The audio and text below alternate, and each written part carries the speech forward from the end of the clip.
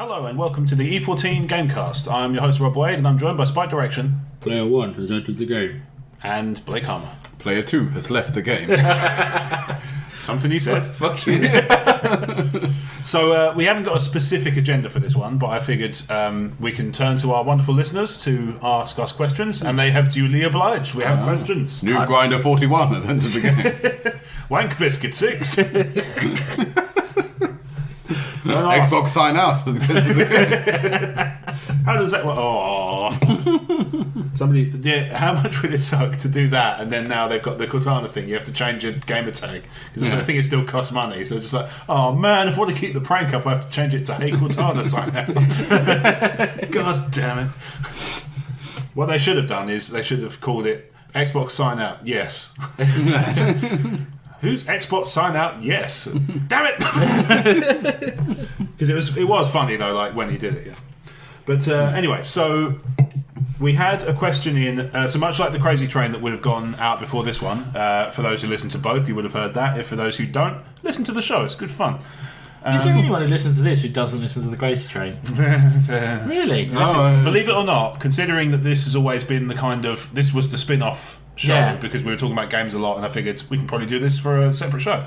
This has actually become the more popular show in terms of downloads. It's weird. I don't really understand it, but at the same time I do because we're great. It's a niche. Yeah, we are great. People could search for games podcasts. I think it's also a lot easier to find games podcasts on iTunes than it is to find comedy podcasts, because comedy seems to be the dump all category for everything that doesn't fit the others. Yeah, exactly. Whereas games obviously has the specific. That's what I mean. It's a niche, isn't it? Yeah. Right, so let me just find Crouch's question. Oh, come on. Joe. Filler. Oh, here we go. Right. So Joe asks, in light of the flurry of news for the Nintendo Switch, I'm feeling very drawn to all things Nintendo. I added that flub, that wasn't him. Oh, okay. He spelled and punctuated his thing absolutely immaculately. It's me who can't speak. So here's a question. What is your favourite Nintendo game and why? Star Fox. The first one. I loved Star Fox. Yeah. I had it on the Super Nintendo as well. Yeah. And it was actually the first, I think we talked about it before, but it's the first game I ever completed as a kid. Mine was, I think Lilac Wars, the second one was the first one I ever completed, but then I went back and did Star Fox after that. It's a weird one, because at the time I remember it being absolutely, nails. We would call it Star Wing, wouldn't Star it? Wing over in the UK, and then Star Fox in the States and Canada. Yeah. Weird as that. Yeah. Not really playing many, because obviously a lot of it, I never really owned many Nintendo systems. I mean, I played a couple of single player games, here and there. Like I played the original Pokemon, like Red and that sort of thing, and I dabbled in some of the Zeldas on Game Boy and stuff. I love it where he says it like it's I dabbled in Zelda, but I can quit anytime I want. It's fine. Yeah. There's people walking around. There's a definite air of shame around this answer. People, sometimes you go to a party and I know. I'd actually say Zelda. my fondest memories of playing Nintendo games actually come from the more party-centric games. So, like Mario Kart, Super Smash Brothers. Yeah, I was going to say that one. Because I have fond memories of playing them with friends. But I would have to say the original Mario Party on N64 is probably my fondest memories of that. I have a lot of memories playing that game, and I love it. You must really like Calluses. Yes, I love Calluses, and I love party games where the basically luck drives it. Oh yeah, chaos. Yeah, to be fair, there's quite a few like that. But as I said, I think I enjoyed it just because I remember fond memories of playing with friends from school, around people's houses, stuff like that. Yeah, and I think that's what I sort of have my fond memories from, if you know what I mean. Yeah, I get that. So I mean, I remember going around a house for a birthday party and they'll crack out, Super Smash Brothers, that sort of thing, and good times like that. Yeah. I love it. Again, it's like I was teaching my nephews to play Super Smash Brothers this week. Nice. And it was hilarious. Which console are you? On the Wii U. Okay. So it's the what is it? What's the new one called? Switch. Super Smash Brothers. Super Smash Brothers U. Brawl. Is it Brawl? It's just you, isn't it? No, it's something. I don't know. Super Smash Brothers. Fuck your face up. Super Smash Brothers, the new one. That's what it's called. But trying to teach him it. Well, James is 7, so he kind of picked it up because it's about his level, because to jump, all we do is press up and stuff like that. It's kind of easy. Yeah. But then Michael's 3, so I was kind of helping him, giving him a little bit of a help. Taking the pad off off him. No, I was sort of, if I saw that he was trying to do something, I'd sort of just lean in and make it happen very quickly, and then thinking that James wouldn't notice, but then he got so pissed off because I just, as much as I was trying not to win, I smashed him. Yes, I completely annihilated him, and he stormed off upstairs because he's like, I was going to beat Michael and you helped him and he won. And he was like slamming the door and everything. Oh, nice. But that doesn't come down. This is what that game is great for. Inducing rage. Incidentally, it's just called Super Smash Bros. For Wii U. Is it? Oh, and 3DS, because I thought it was on both. Yeah, it's on both, yeah. But, It's basically the same game. Must have been the Wii version then.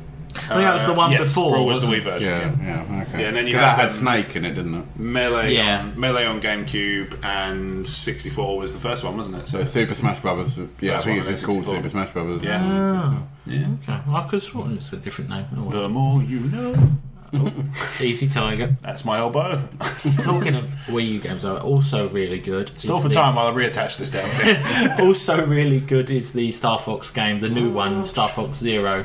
Oh, okay. I think that's because it's I've basically eyed that a up a few remake times. of Lilac Wars. Yeah. And with a couple of extra quality. Well, there's the motion control for shooting is kind of weird. I've heard this. It's you've got to learn it, but you can, if you want, basically just fly normally. Okay. Like you would in a normal game, but it's kind of hard to then beat some of the foes because you basically have no option but to use you look down at the second screen and it's like looking through the cockpit while the main TV is just the normal view. Right. So you sort of look down at the second screen and you can sort of aim your gun. Yeah. The way that works best, I think, is if you play it co-op. Okay. Because one of you's flying and the other one's using the second As a screen gunner. and just is the gunner. Yeah. And I was playing that with my nephew and that worked really well. I gave him the big remote and so he was just being the gunner while I flew it and made sure we didn't crash into it. Yeah. Wii U game I played around a friend's house, which is good. It's actually a Namco game that got released. I think it's just called Tanks. Oh yeah, another one. All right. I thought that was great fun when I played on it Yeah. because it was like there were different modes. There was like a 4-player, you're in tanks and you're just shooting the crap out of each other. Mm-hmm. But there was a mode where the 3 of you were guys in tanks, but the guy with the main pad could turn into a giant mechanical gorilla, and the other three people had to try and take him down. Wow. Okay. But you also printed your face onto the gorilla, so so you're a big mechanical gorilla, and you could obviously do a big gurney face. And for the listeners, Blake did a big gurney face. Yeah, in case you can tell, for radio. But yeah, I just went, this is great. This is you guys in tanks taking down a kaiju. It was cartoony and fun, obviously, but it was good. I assume it was only on. It's a downloadable game. Downloadable. Yeah, I think I've seen it. There's a demo on the store. There's lots of. But I thought it looked like a good party game. So I think it's a shame that the Wii U flubbed as much as it did. It is a shame because there's some really nice stuff on. Some of the features on there were really. I mean, the second screen thing is weird, but some of the other features are really kind of. That pad did look fiddly.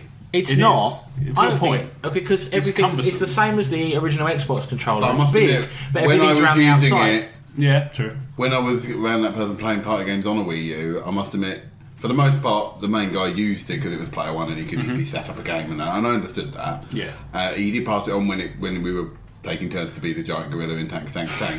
But I must admit, in the times I was using it, I was very aware that I would rather drop back to a normal Wii controller or a normal, or like the classic controller, Pro whatever they call it. I've got used to it now, just from hours of grinding. Hours of the grinding Splatoon. Yeah, exactly. So now I'm used to it. Yeah, that's fair enough. I think that's it. It might be because I just don't use it enough. The most hilarious thing about that remote is it's got that little webcam built in. Yes. Whereas when you make your own Mii, when you made your Mii on there, did you use the feature where it takes a picture of your face and tries to design a Mii based on that?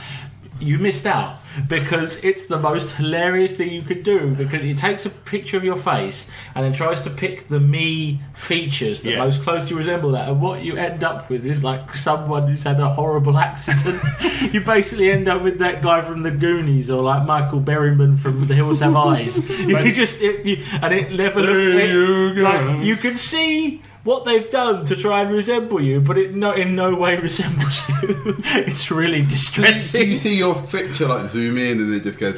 What it does is it takes a picture of your face, and the picture sort of zooms out, and the picture's on a box, and then the box goes boom onto this me's head. Yeah. And then the me's sort of staggering around with this box on his head. It's got a picture of your face on it, trying to pull it, and eventually pulls it off while he's faced away from you, and he just straightens up and turns around to reveal this like gurning monstrosity. Oh, brilliant! I'm quite sad I missed it. I'm hoping it's on YouTube. It's like your Hugo's evil, like Bart's evil twin in the loft. Like, well, actually, well, you've got one. We should try it. We should try it at some point because it's hilarious. Honestly. Yeah, it's one of those things about the Wii U. I have one because obviously there's a game collection over there, and I have, at one point I had all the consoles. I'm slowly starting to get rid of the older ones. But what I found about the Wii U is I don't play it nearly as often as the others, but when I do, I have so much fun. Yeah. And everything I'm playing is so much fun. Like Captain Toad's Treasure Tracker is just so much fun. And Zombie U, when I played it briefly, was fun. I felt no desire to carry on with that. It was too stressful. That's the problem I ran into. It was amazing. But I don't like. Yeah. Especially because I wasn't a big fan of the twin stick cameras in that game. They just felt a bit over. They either felt overly sensitive or not sensitive enough. I can't remember which way around it was, but they felt. You amend that. The sensitivity of the cameras felt wrong. I think you were doing too much, and they designed it that way, so you have to do everything, and you're really like spinning plates, constantly looking from one screen to another, and like watching out for this thing or that thing, but. It's just too stressful. I'm like, I'm doing this to relax.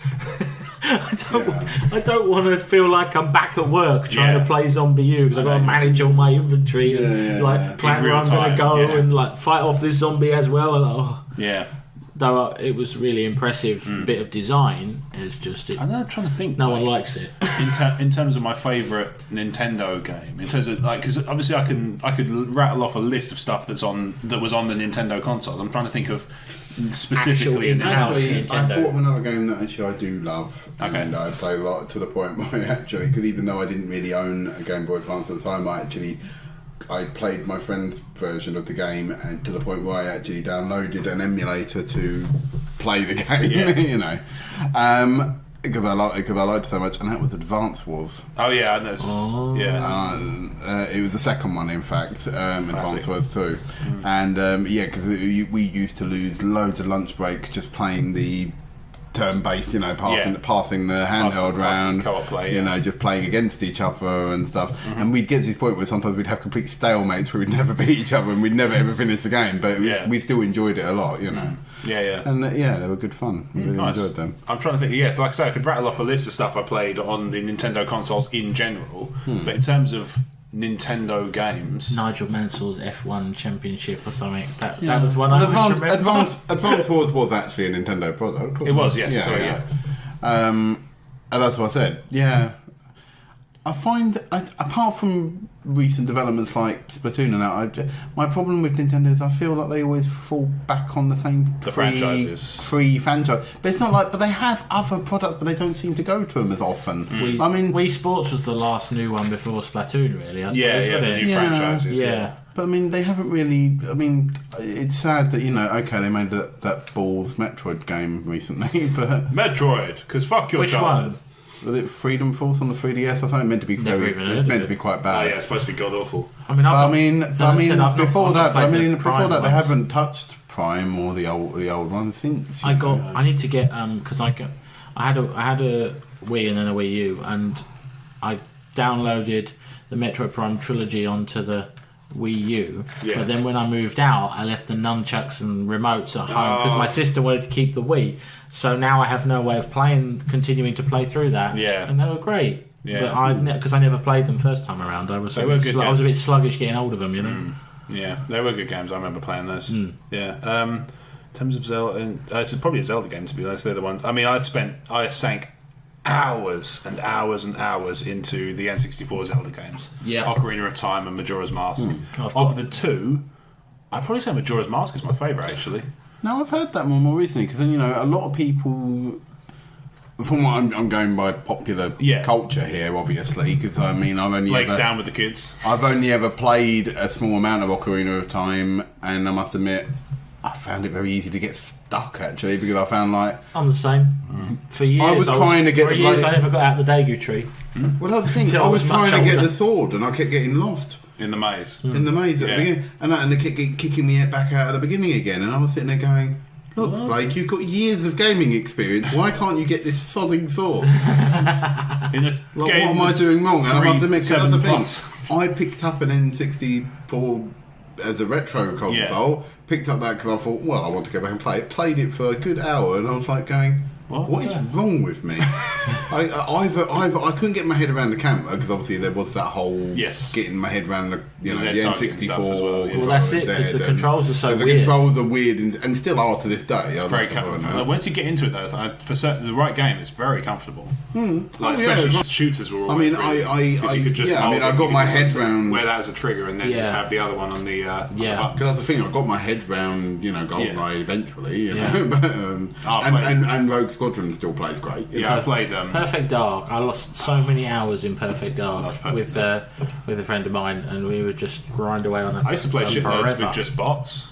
Because I didn't have friends, right? So what I would do is I would just set up with like 8 bots and just go run around. I did that a lot with the first ever Time Splitters on PS2. I was doing that recently, actually, with a more recent game, not a Nintendo one, but it's the first, because I didn't realise that was still a thing that you could do, is just have a game with bots. What was I playing? Chivalry, Steam. The medieval warfare game. I was trying it online, but my connection, it was so laggy that it was basically unplayable. It was with bots? No, I mean before. I played online at first, and it was so laggy that it was unplayable. Gotcha. So I came offline and I played it just with bots. When it was good, but there was no difficulty setting on them, so they were all just like meat. So I'm just walking around just like, because the butchery sounds involved in that game are ridiculous. Just like, and all that. Sorry, dribble everywhere. It's it was after a while, because you could just hear it constantly, because it was like a 20 player free for all that I created. So they were just killing each other everywhere. It was like all you can hear is meat being hacked. It was like the final scene of Brain Dead. Have you seen that film? Yeah. That's what it sounded like. So anyway, to summarise, Majora's Mask is probably the one I like. Yeah, that's the thing. Go back. So I know I sort of disappeared from my point, didn't I? Yes. It's what E14 does best. Yeah, I know. I enjoyed what I played of it, even though I felt like I was there without it. But I do know that some people, even though Ocarina of Time is usually regarded as the best Zelda game by a lot of people, or you said, "Oh God, it's a bit like Resident Evil 4 is held in very high regard in that sort of way." And there are, normally Majora's Mask is referred to as like the Marmite game. Very much. It's the time mechanic that does it. It's the but I mean, a lot of people, there are, real die-hard fans of that game that seem to absolutely adore it and think it's the best one. By a country mile. The thing about it is the time mechanic either completely immerses you or puts you right the fuck off, because it just requires you not to fuck around until you figure out ways to slow it down so you can fuck around more. And then you have to, for instance, because it's got the 3-day cycle and it goes back to the beginning at the end of every 3 days once you do your thing and stuff, you have to then be capable of going into a dungeon and finishing the whole thing by the end of the 3rd day, because otherwise the world's going to end. So you have to get to the point where you can finish that in 3 days. Once you've done it, you can go back in and go straight to the boss and take them out. But you have to be able to go through the whole thing in 3 days in each dungeon. So everything's very compact and very, it actually, in a way, it kind of removes some of that bloat that you get in some games where it's like, sometimes I find open world games overwhelming for the sheer volume of stuff you can do. So actually with that, it was quite tightly focused, and so I liked that quite a bit, because at the same time I can understand why people don't get on with it, because Ocarina of Time was so free and so open, and so you could do whatever you wanted, and pretty much some temples you could actually do out of sequence, apparently. I never tried it, but apparently you could. Because there's one temple where you don't have to do it when they say you can go and do it earlier or something. But I never did. But there's something that you can do. But Majora's Mask required you to get better at sort of not faffing about until you're in a position where you can faff about a bit more, because you've unlocked certain things, and because all the items that you bring back come with you, but it's just the events reset. So you have to go back and if you need the first dungeon open, you have to go back and beat the boss again in like day one when you come back for the first time. But it will warp you. You got a way to warp straight to the boss, like a song or something on the ocarina that might send you straight there, so you can just go straight in and fight the boss. Was combat-wise, was it very similar to Ocarina? It was it was pretty much identical, really. Same engine. Yeah, the only thing that was different was the mask mechanic, which let you transform into different forms. Like, so you could have, you could fight as a Goron, and maybe I think there were certain perks to doing that. Like, you could hit slightly harder, but you were slower and things like that. But it was pretty basic. The only thing that really changed the game was the fierce deity mask, because that just turned you into a fucking killing machine. It's like, I have the fierce deity mask. What can fight me now? Fuck all, eh? Well, let's have some fun with that. So yeah, that's my pick. Majora's Mask on N64 would be my pick. Honourable mentions: Eternal Darkness on GameCube was awesome. First horror game I ever saw that fucked with my head outside the game, which was, at the time, was unheard of. As I say, not really being a Nintendo fan, I don't really Street Fighter 2 Turbo. Nice. Just for being the. We're talking like not just Nintendo. Oh right, that's what I'm saying. Obviously, I was something I played on my Super Nintendo. Yeah, I played the hell out of that on the Mega Drive, but I played this game when I was a kid called Super Off-Road quite a bit, and it was just like a top-down little like monster truck game. I'm aware of it. It was really fun. I think is it a rare game actually? I don't know. It might be. I have to fact check this now. Sorry. It's alright. Because I've got a weird feeling, because I think it might be part of Rare Replay. Unless I'm getting confused with another game. No, it's different. It's done by... Actually, it's a Virgin game. Remember Virgin Kids? Yeah. I can't remember what the racing game I played on Rare Replay is then. But I thought it was that. Nintendo honourable mention, I just thought of one, is Super Mario World. Oh yeah, it's a great game. So that was the first it wasn't the first Mario game I played, but I think it was the first one I possessed. Because I think Super Mario Bros. On the original Game Boy was one. Is it this one I played?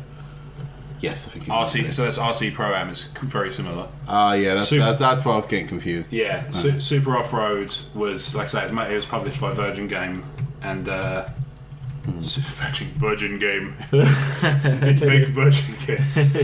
Sacrifice to Virgin because Game. You keep playing, you will be Virgin. You keep playing. And you just go around the little courses. So for listeners' benefits, I'm showing, you can Google it, and I'm actually just showing them the first image that comes up. You search Super Off-Road, and you just go around the edge of the course, and you have nitros that be able to, say if you cornered right, you could sort of skip around. I know those sort of games. Yeah, it was just really fun. I just remember sinking a lot of time into it. I know it's unrelated, but am I the only person who's quite excited that they've announced the new Micro Machines?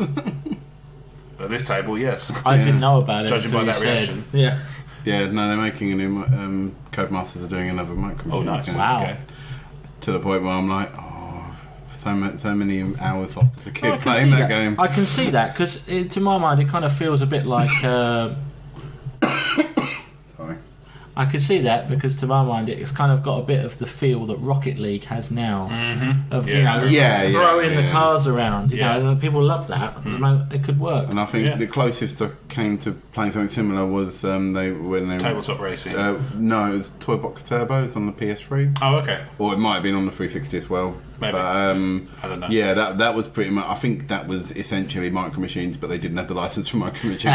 There's one actually that went on free with PlayStation Plus a few months ago called Tabletop Racing, which was basically Micro Machines but without the license. It was fine. I played it a bit and I was like, not quite the same, but cool. Okay, so those are the games. Those are the Nintendo games. And honourable mention as well to WWF No Mercy on the N64, because it's not a Nintendo published game, but fuck me, it's awesome. It's probably one of the best wrestling games of all time. If not the best. That was actually one of our good. That was one of our good post recording sessions around my house. Was playing No Mercy and creating characters of each other, and then having a 4-way. Fatal 4-way. Yeah. Context is key, kids. And then we created characters, and then we just spaffed everywhere. But fucked. To the winner, the spoils. He's cashed in the money in the bank in my house. He's cashed in the money in my bank. Sorry. Right, so Crouch, hope that answers your question. Feel free to submit more questions of this ilk. I will happily answer them too. And as Brad isn't here, should have got a PS4 love.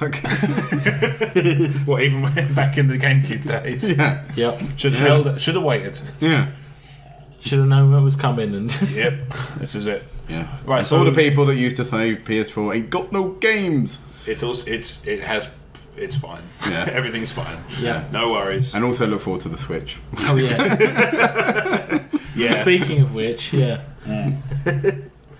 I've decided I'm not going to buy that at launch, regardless. No, I don't think I am now. For the I was tempted when it was first announced, but now when I know more, I'm a bit more reluctant now. I know the pricing of it. If they turn around and said, "This is the price, and you get all this stuff and Breath of the Wild," I'd have been like, "That's all I need for now." Yeah. Oh yeah, if it was 280 with the Joy-Cons and the game chucked in as a bundle, Yeah. I'll go, yeah, all right. Yeah. Because you'd assume 50-60 quid per new game for a new console at launch. Indeed. So and that's not that would be fair, but Yeah. 280 just for the console It with does nothing feel- with it seems a bit. It feels like a wasted opportunity, if nothing else. Like, just not to, even just to chuck in 1-2 Switch as a. This is how you play the. This is Yeah, how you play. play the it, yeah. Well, that's what they did. They said, because they saying 1-2 Switch is to try and recapture the Wii Sports. Yeah. So bundle it in. That's what I said. Yeah, chuck it in with the Yeah. console. But I mean, if you have it as a separate game for 50 quid, no one's going to buy it. Yeah. It's Because it's obviously a minigame compendium. Yeah, indeed. It's not WarioWare, so who gives a shit? Well, yeah, I mean, and apparently it is those sort of apparently they're party games, but there are that 30 seconds long type thing. That's like fine. Wario. Yeah, Well, that's I'd say cool. that. I love that. Yeah, WarioWare's a brilliant set. Yeah. Yeah, apparently There's that's what enough of them. apparently that's what 1-2 Switch is like. But I mean, Yeah. as I said, I think I'll reserve judgment. I The think thing it might that be the best thing because Yeah. it could, they could turn around and everything they release on it is gold and it is worth money to get one. Absolutely. And I do like the idea, but I must admit, I don't have a job where I commute a lot, so it's not like I would that's get a big the thing. I would not get the advantage of a handheld. The thing that I said would be an advantage with that is you don't monopolise the TV. That's a big thing for me. So if Well, I'm that's the playing other a thing game, is Kat can watch Yeah. her telly while I play Zelda and on the sofa or whatever. which is a thing that I really wanted from the Wii U that you just don't get.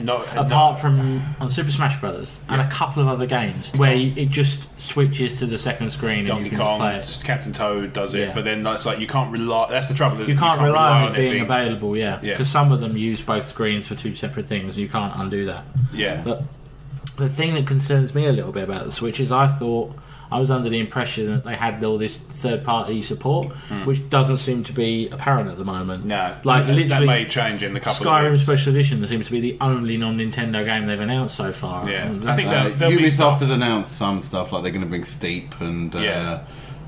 I think they're doing Wildlands, another version of Rayman Legends or whatever it's called. Yeah, I mean, like I say, there'll be there's still sort of 6 Yeah, but they're weeks. all older games. Yeah, being brought that's out, it. 'Cause this out of it feels like an afterthought, if you know. What I they're mean. not really moving it forward technically that much, are they? It seems like they've just repackaged the Wii U and it's the same basic premise. graphics Yeah. and the same basic like Yeah. engine inside it. The thing is, I think I think it is more powerful, but I don't think it is Not by much. massive. Not by much. No. Exactly. I think what's happened is Nintendo have kind of come to accept that they are making their games for a different type of fun. Yeah, like a different Or a audience. different audience. Yeah, And yeah. I think that's where they've never really grabbed me because I'm just not that audience. Maybe No. that's my problem. I mean, for me, they're the kind of, they're the ones I think of as like, oh, I tell you what, I'd love to get with this, to go along with this Xbox or this PS4, if you choose to live your life that way. It's just, it's like, oh, I tell you what, what's Nintendo's latest console? I'll check that out. That's the kind of, I That's the think thing, of it as like if it spare, was- not a spare. That's a horrible way of putting it. A second choice console. If I'm, that's the thing. I'm intrigued by it, but that's the thing. If there was more to grab me, because that's the thing. If it's just that, because I mean, the Wii U, bar the party games, which are great. Don't get me wrong. Mario Kart is brilliant. Super Smash Bros is brilliant. I'm not disputing this. Yeah. And I'm sure Splatoon is brilliant. I've not played it, but I'm sure it It is. looks like fun. I've It tried does to look like introduce fun. people to it, and I think it's actually quite hard to get into unless you've got to learn You've got it. to You've got to yeah. learn it because it's Yeah. not a straight FPS. Yeah. It's it's got that sort of capture the area type thing to it. Yeah, and also the controls are slightly. Well, I've undone. They have a motion aspect to the controls as default, which you can undo, and I've removed it. But there's you have to learn it and get used to it. And people, especially people who are good at FPSs normally, don't seem to have the patience to do it. They get fucked off with it before they're properly into it. But I think in terms, because I play, bar the few times where I do have friends over and I play games, and that's when I crack out things like Overcooked and stuff like that, and Rocket League and stuff like that.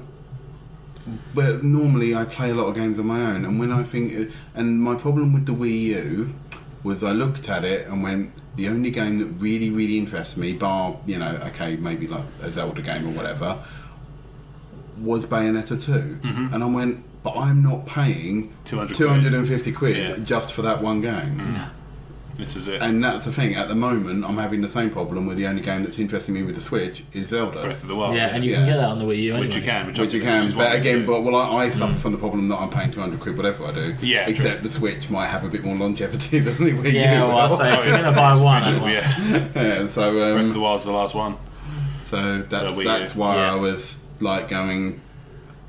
That was the only reason I didn't buy Wii U, because it was literally the only game I wanted, really wanted to play. I couldn't justify that much money. Yeah, the frustrating thing for me is I'm, totally broke.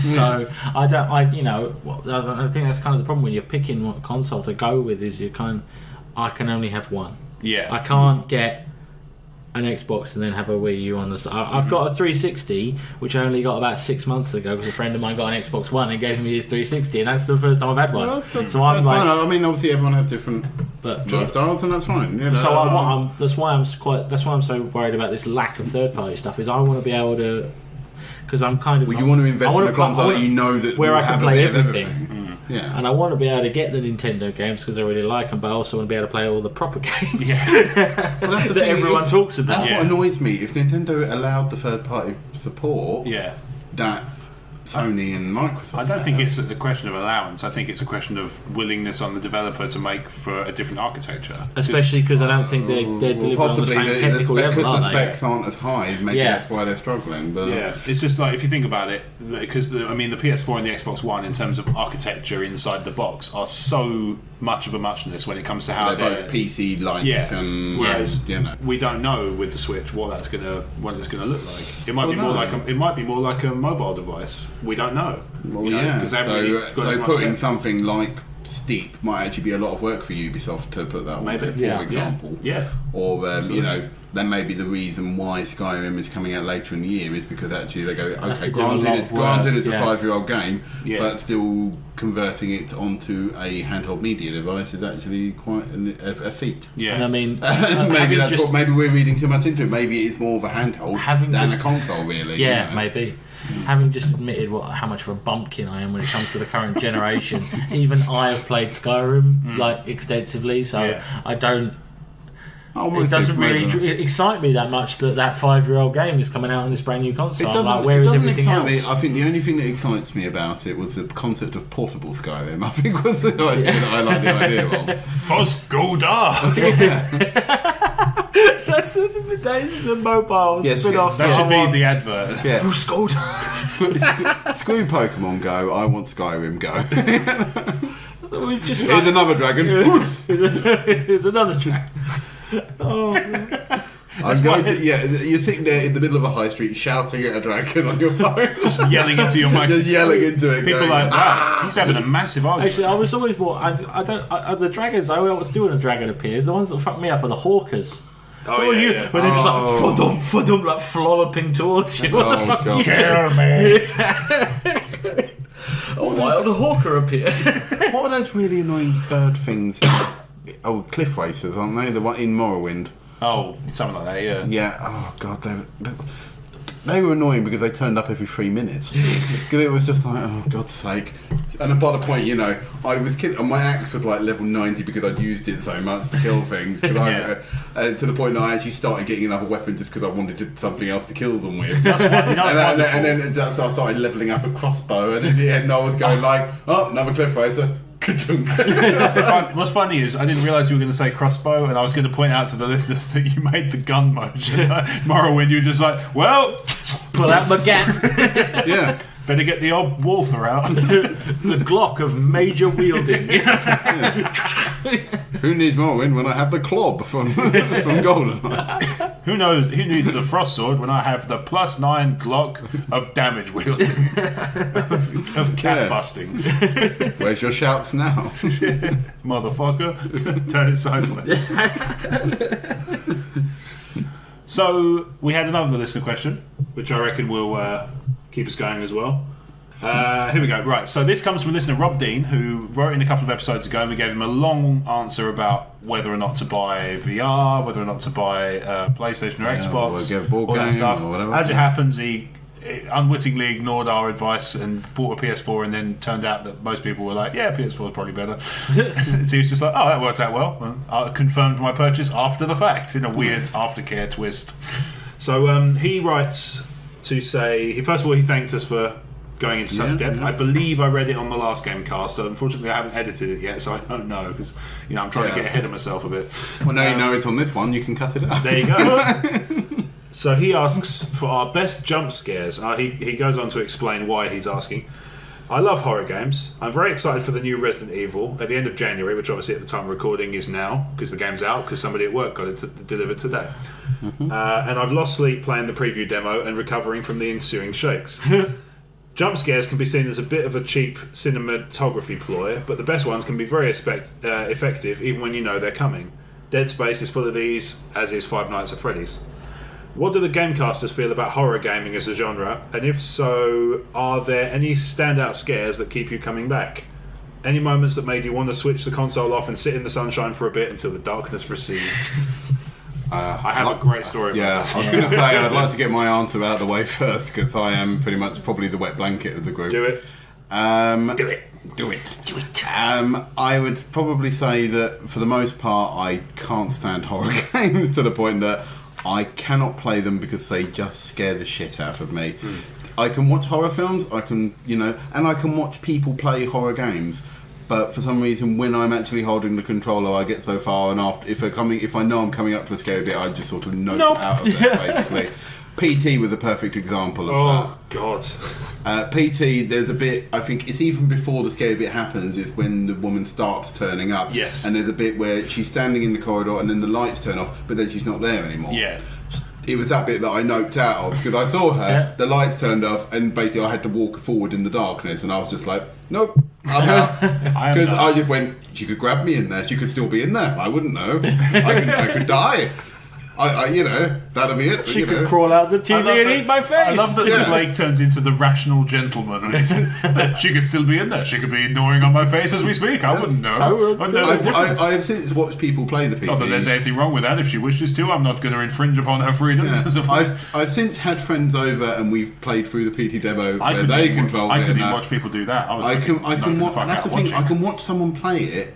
And when I know something's coming on, I can, prepare myself because I knew hide in his blanket. I have been aware of the big jump scare in Beat, which is a brilliant jump scare. Yeah. But I mean, I suppose if I was to talk back to my fondest memory, I know it's an old one that everyone uses, but it has to be the dogs jumping through the window in Resident Evil 1. See, I never got that because I didn't play. I played the original, and I think I watched somebody play it on the PlayStation 1, and so I didn't really get that impact of that jump. What I did get was in Resident Evil 2, because I did play that on the PS1.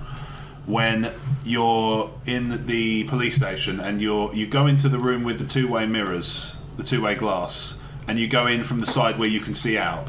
Oh, okay. And then that's fine. Yeah. You come out of there, and then you need to go in the other room where you can't see through the other sides, and a liquor burst through the window, and I fucking shit my. When you said Resident Evil 2, the bit I was thinking of is the bit where you walk past, nothing happens, and then you walk past again, thinking it'd be fine the second time, and then zombie arms come out to grab you. Right. Yeah. That was the bit I was thinking quite early on in the game. Yeah. This one was. Let's say this one was. I think you went into the room. It might be when you first come across the liquor, actually. Yeah. I think you went into the room, picked up a key.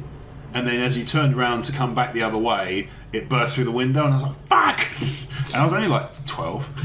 Well, that was the thing. My first, obviously I don't know, Resident Evil, I wasn't very old. No, But I'll look it up actually because I'm not sure when that game came out because I don't think I played it early on in its life anyway. I think Resident Evil came out in like the original one was like 1996 or 1997. Yeah, that's probably about right. And I didn't pick it up at launch, but I think I got it that Christmas. 98, the Resident Evil 2. Oh, right, Resident Evil 1 must be either 96. Probably. That sounds right. I'm guessing. And I mean, I think I got it would at have made Christmas of that year rather than actually 12? getting the actual game on launch. But I must admit, that game. Speaking of another perfect example of Resident Evil still shitting me up, is that I actually played the HD remake. Yeah. Oh, the first one, because it was given away through PlayStation Plus. I know it was obviously a remake of the GameCube one. Mm-hmm. It's a great game though. But the thing is I didn't realise how much of it they had changed because I was sitting there going, because Catherine had never really seen the original Resident Evil, and I was going, I'll show this bit, I'll show that bit, thinking, I've been through this 100 times. Yeah. And my fond memory of the original game was the really shonky. If you tried to go back out the front door in the first game, there was like a shonky animation of a dog head to come through. It sort of shakes its head about, but then you shut the door and that's the end of it. What I didn't know is that in the GameCube remake, if you do that, a dog comes in and you've got to kill it. Because I did it, it ran in and I went, oh fuck! And I was sitting there going, you've never seen me quickly go shit, like shooting this thing repeatedly in the face until it died. Nice. And I was going like, well, jokes aside, that was a waste of a clip. Well, that was fun to learn about. Yeah. Like I say, that was the first one that shipped me up in Resident Evil because I think what happened was me and my friends swapped consoles for a while. One of my mates, Rick. Shout out to Rick if you're listening. I don't think he's a listener, but obviously I'm happy to have him. But he and I swapped consoles. I'd love it if you never message in going, I'm not. Wait a minute.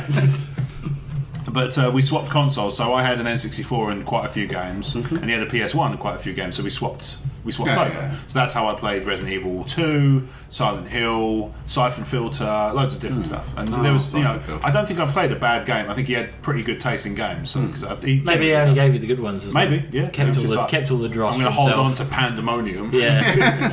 Oh, God. 40 Winks, or whatever the fuck it's called, the one about sleep. So I borrowed Silent Hill 1. Now, Silent Hill 1 is the only game, to the best of my recollection, that has forced me to stop playing because I was so fucking scared that my heart almost fell out of my chest. And I'll tell you I can remember to this day exactly where it was in the game. You are in the school, and you're walking around the school, and in the normal world, you hear a banging on a locker. Like that. Yeah. And you're just like, oh fuck, what's in there? And nothing, at this point, nothing scary has attacked you in the school at this point. So you walk through and you open the locker and a cat bursts out and runs through the room, out the door, and then you hear it being attacked outside and eaten, and that's when you go outside, that's the first time you encounter the little babies with the knives. Okay. You go in when it's all transformed into the horror world and the locker's banging again like that. Just same again, exactly the same rhythm and the same frequency, and actually it's getting a little bit more intense, and you're like, oh fucking hell, it's going to be like some demon cat bullshit, and you sidle up closely and it's oh shit, fucking hell, and you open it and it's empty, and you're like, oh bastards, they got me. And as you turn, the second you move the analog stick to turn around, a body falls out of a locker that you didn't know it wasn't set up to. It was like not, like when you've got an animated thing and you can sort of see the frames of the thing move. Yeah. It didn't have that, and it just drops straight out of the locker in a cutscene, and I went, fucking hell! And I had to pause the game, and I must have sat there for a good 5 minutes getting my heart rate down to an acceptable level so I could carry on playing. Yeah, that's the thing. Because I was so terrible with the Resident Evil, that was the thing. I find I was playing Resident Evil, and then after a while, the tautness of the wire was getting more and more further away from the telly as I was playing. I'll be like, because that's the thing. I'll be sitting close to the telly, and then all of a sudden it'll be further away as I was playing. Yeah. I'm trying to think. I feel like there's another game that's done that to me, and I can't remember what it was. It may have been. There was a bit in Eternal Darkness where you walked into. You were playing as this girl who looked a bit like a sort of Sarah Michelle Gellar type, a bit like Buffy. So you had like an overworld, which was a girl exploring not a haunted mansion, but like a creepy mansion that she just inherited or something. I'm trying to remember. And there was an overarching plot about different eras of time. So you go in and play as different characters in history, and like one was a Roman centurion, one was like a noir detective and stuff like that. Okay. And there was a bit where she walked into a bathroom, and as she opened the door, it cut to a jump cut of her bleeding in the bath, like she'd slashed her wrists. Ugh. And I was like, fuck me! Yeah, and that was like one of those ones where it's just like, jump cut, and then gone. And then you're just back where she was, and you're like, oh, fucking hell. It was like, the really scary, like the really horrendous montages, they flash in your face in Event Horizon. Yeah, a bit like that. Yeah, the stuff like we that. like a high noise as well, like that sort of... Yeah. Fuck me. Yeah. The other day...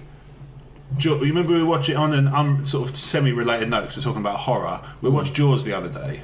Right now, up until this point, I'd never seen Jaws all the way through. So we sat and watched it because we decided there was enough people there who'd never seen Jaws all the way through. We're going to fix that today. I know what bit he's going to talk about. Yeah, you do. We all know. But we not, all know the thing. But not in the way you think. Okay. So continue. Yes, you weren't paying attention, were you? I wasn't. You know the bit, so he's exploring underneath in the sunken boat, and the head pops into the porthole. Yeah. I wasn't paying attention, but the music made me jump. It's like you sort of looked away for a minute. I looked away. I think I was talking to Blake, and it just went, and I was like, "Fuck, what was that?" And I looked around, and I was like, "Oh, that's the thing they always talk about, isn't it?" It did the yeah, and then you realise you've just been spotted in Metal Gear. I just thought of one that I had that fucking terrified me the first time it happened. Okay. Because the first time I started The Witch in Left 4 Dead.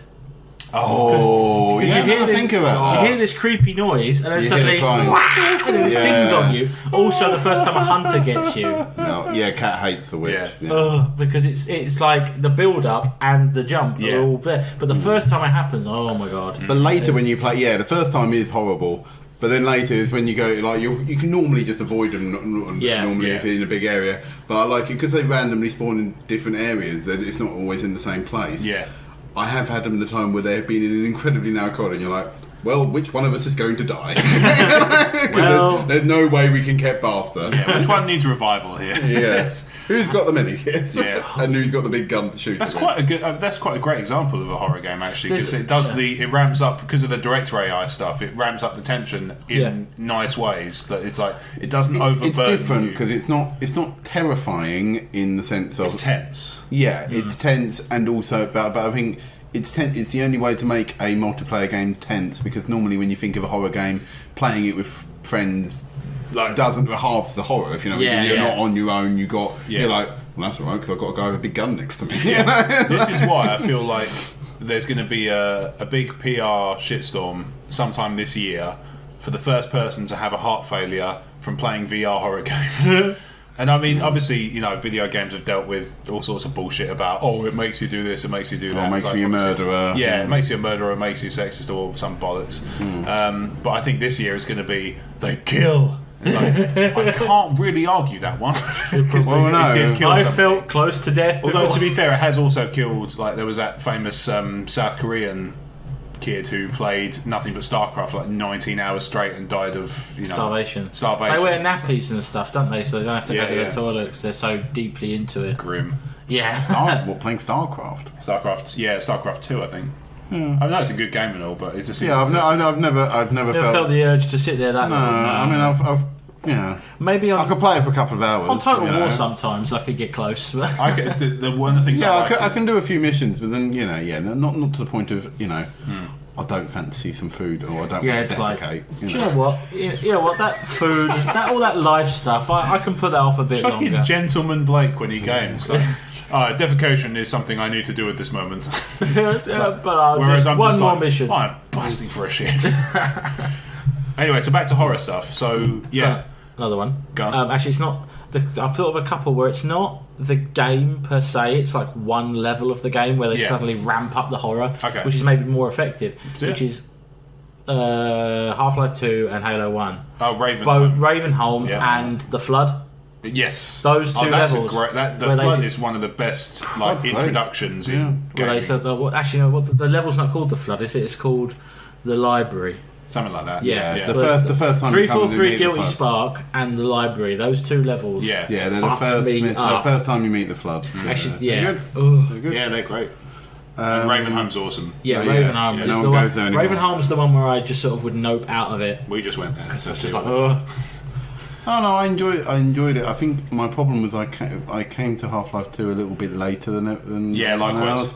So I'd sort of, and I'd already played Resistance 3, which I'd known had the piss taken out of it for basically ripping off Half-Life 2 in a lot of areas, because there is a bit where it is an abandoned town full of the Chimera like hatching out things and chasing you and that, and a lot of people were drawing comparisons to Ravenholm. But obviously I was like, oh, I've not played it, I don't really.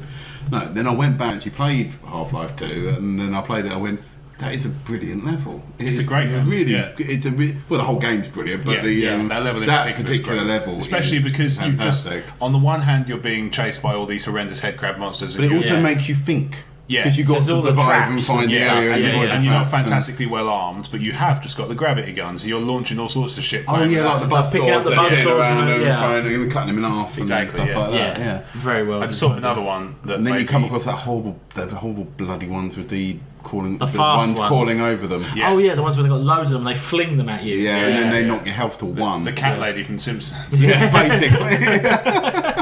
I just saw another one that made me nope, and you were there. Alien Isolation. Played with surround sound I bought that headphones. today. Yeah, so I've yet to experience. So don't get me wrong, it's a brilliant game.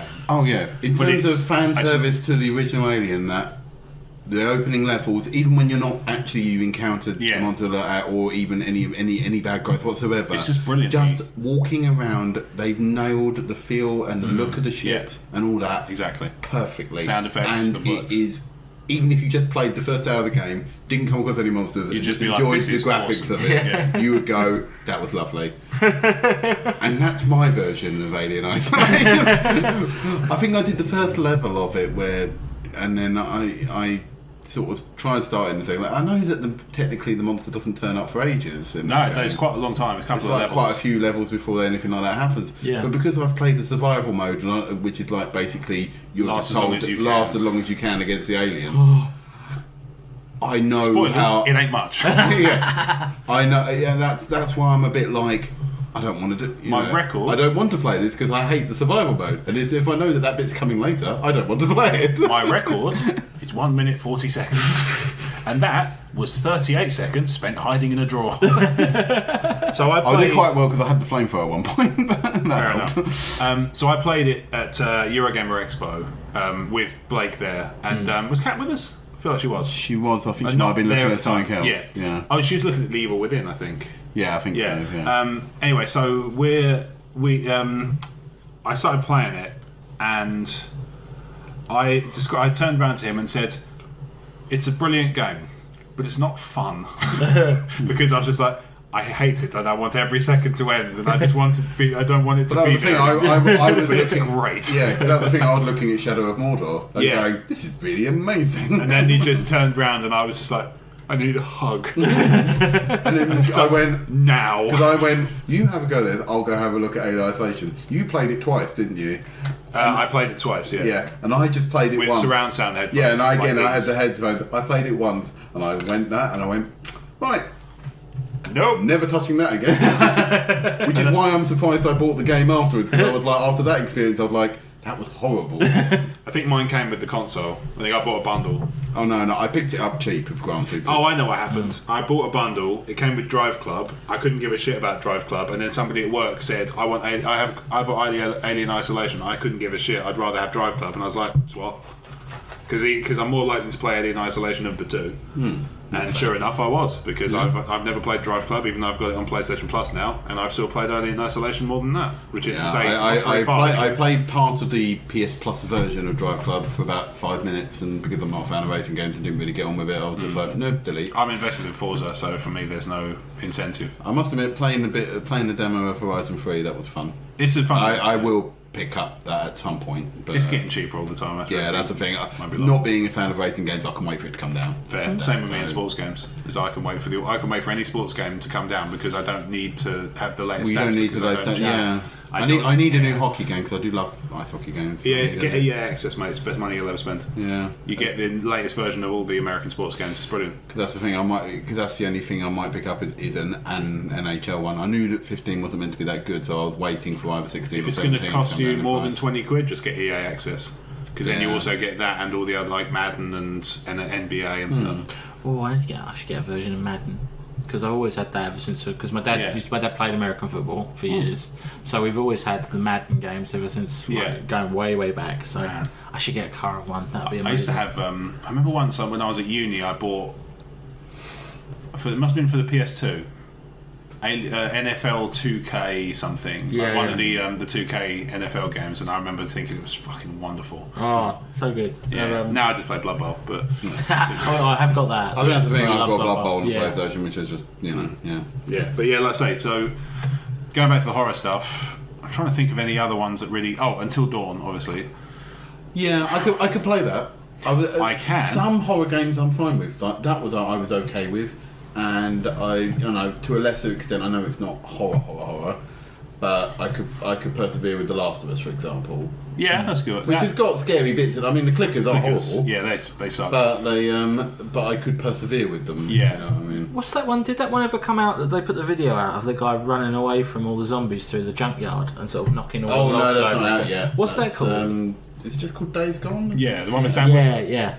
That looks really good. Yeah. That does look very good. That looks pretty terrifying. If that's going to be playable. It's got that World War Z type. Where they're like a roiling mass. A mass of zombies, yeah. If actually playing that is going to be like that video, that would be fucking shit scary. Yeah. So the reason I can't play Until Dawn in certain situations is the same reason I can't play the Walking Dead Telltale series in certain situations. She's asleep in the other room. And you'll just be going, fuck! No, it's not so much that. Not at all. What I mean is, the culprit is asleep in the other room right now. Oh, right. Because I get two scares when I play those games. One, what makes me jump in the game, and two, the screaming fucking mimsy next to me.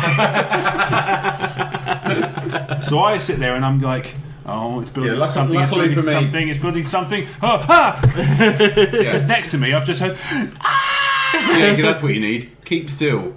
Yeah, keep still, and she's just like, oh shit, fuck, shaking me up, fuck off. Yeah, don't shake I've got to counteract your fucking bullshit. Yeah. I was sort of half expecting to shut the other room. No, I don't. I only killed 2 people when I played Until Dawn, so I didn't do that bad. I lost. For my first game. How many are there? 8? 7 or 8, yeah. I think I kept 2, all but 2 or 3 alive. 2. Yeah. I lost the woman with the beanie hat that sort of disappeared early on. Not the bitch one. No. The one that gets. Yeah, she gets pulled out of the cabin and then you see her drop and then. Yeah, and then you sort of meant to. She sort of turns up very much at the end again. Yeah.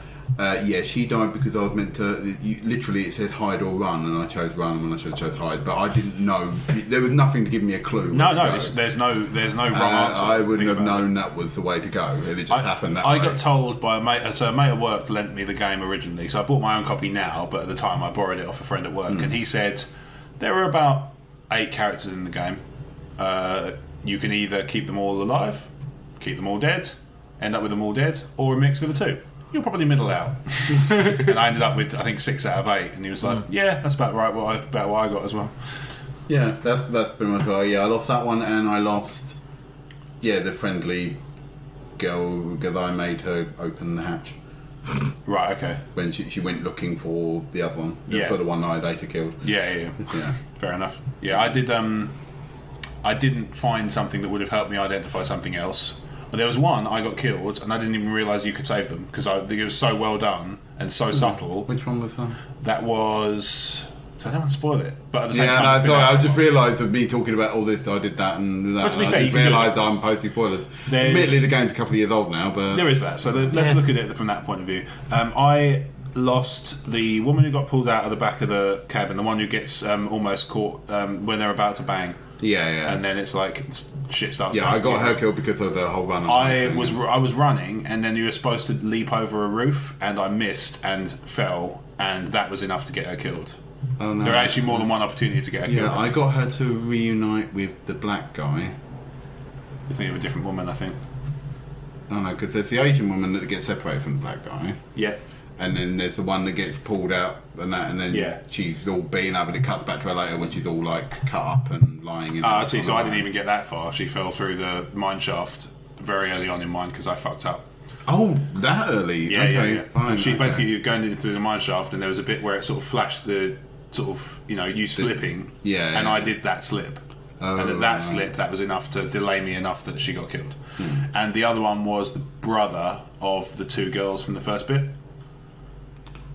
I don't think you can save him. You can. Can you? You absolutely can. You'd never know, but you can absolutely can. I can tell you about that after we finish recording. Well, that's the end. Because that is. I thought that was the end credit. That's quite a big one. That's quite one you could easily overlook because I did. And when but I thought he was the one you couldn't change. At the end of the game, it tells you what you could have done differently that would have saved them. And with him, it actually said something, and I was like, "Oh shit! I didn't even know you could do that." I assumed he had to die, but he didn't have to. Oh, okay. Well, that's maybe he's supposed to die, but he dies elsewhere. If I do I won't spoil it because that's quite a big spoiler. The traditional ending of his storyline is quite a big. Is obviously central to the ending, so I won't do that. Yeah. But that one was. But I thought that was just what happened. Yeah, that one had a few jumps. That's about it, really, off the top of my head. So the Silent Hill ones are the There's one we talked about before we started recording. I don't know if I've mentioned it on air before. I feel like I might have, but I'll say it again. It's just this simple flash game. Yeah. But it's you know the one. We were just talking about it, but it's got to be mentioned that everybody should play it because it will fucking shit you up. It's the first-person Pac-Man, where you play Pac-Man as Pac-Man in the first person, walking blindly through this maze, and you go around a corner and there's like a 10-foot ghost coming around to eat you. And honestly, there's few things I've played that are as terrifying as that, because then you have to turn around and run away, and you don't know where the others are because it's such a simple game that you can just play like right now on the browser, but it fucking terrified me. That reminded this whole new thing of not being this new ilk of horror games where you don't have any weapons. It's like that was one I watched actually. I watched my brother playing it. Watched Brad playing it. Project Zero. Oh, another one. And that looked terrifying. Mm-hmm. What I saw him playing that. I was like, because he did go. Did you want to go? And I was like, nope, I'm good. You carry on. But that looked terrifying. And obviously I've watched Crouch play Outlast. That was I was fine watching him play, but I couldn't play myself. No, yeah, indeed, and it was hilarious to be fair. And I think I enjoy if all horror games were played in that fashion, i.e. with Crouch playing it and me taking the piss. I think I could enjoy it. There's a couple of great videos online of Crouch playing horror games, actually. Yeah, there's the one of him playing Slender, I think. Or there's a couple of him playing Slender and like the XSP Containment Breach or something. There's a couple of him playing that with a friend, and then there's one he and I did where we played Slender: The Arrival. Though that's a Sauerkraut thing, so it's like half Let's Play, half music video. plug. But that aside, I think he's got a bit of history of playing horror games now, and his reactions are always glorious for when the jump comes. Yeah. Because he just doesn't seem to be as affected by him as much as I am. It's because he's played them a lot, I think. He's got desensitised. Maybe that's it, but I'm weird, even though I know something's coming and it'll still make me jump. I think going back to Jaws, that bit will always make me jump. The music will make me go. Yeah. The best reactions to the videos I was talking about is the guy he's playing with. His reaction, he does in The Mummy, when Imhotep opens his mouth preposterously wide and locusts fly out. Yeah. This guy did that face when the jump happened. You saw when and his mouth went so wide. It's almost as scary as the game itself when it happens. And on that note, it's time to end the E14 Gamecast Nintendo and Horror Edition. I'll go with that. Yeah, Horror Nintendo. So Wario then, I guess. So thank you very much for listening. Luigi's Mansion. Yeah. Thank you very much for listening. I've been Rob Wade. I've been joined by Spike Direction, Boo, and Blake Harmer. Yatta. Okay. Fair enough. So he went boo for horror, I thought I did Yatta for Nintendo. Yeah, fair enough. So if you've enjoyed the E14 Gamecast, you can find more of our stuff on emotionally14.com. That's it, 14 digits, not letters. We're also on Twitter at Emotionally14 and Facebook Emotionally14, and we have a YouTube channel, Emotionally14, where we also play the occasional game. You can also find our sister podcast, The Crazy Train, which is just the same host that you're used to on the Gamecast, talking assorted random bollocks about whatever comes to mind. It's the show with no rails. Get on board. With that said, guys, where can people find you on social media between shows? I'm on Twitter at BigBeat1985. All right. And you can find me on Twitter at fucksakeblake. Okay, I can be found Maybe on one day he'll post something. Oh, he's done one tweet, and it's one of the greatest things I've ever seen in my life, and it comes, one of the fucking funniest trolls ever. I'll show you afterwards. So you can find me on Twitter at RobWadeVision. Thank you very much for listening to the E14 Gamecast. Peace. Peace. Game over.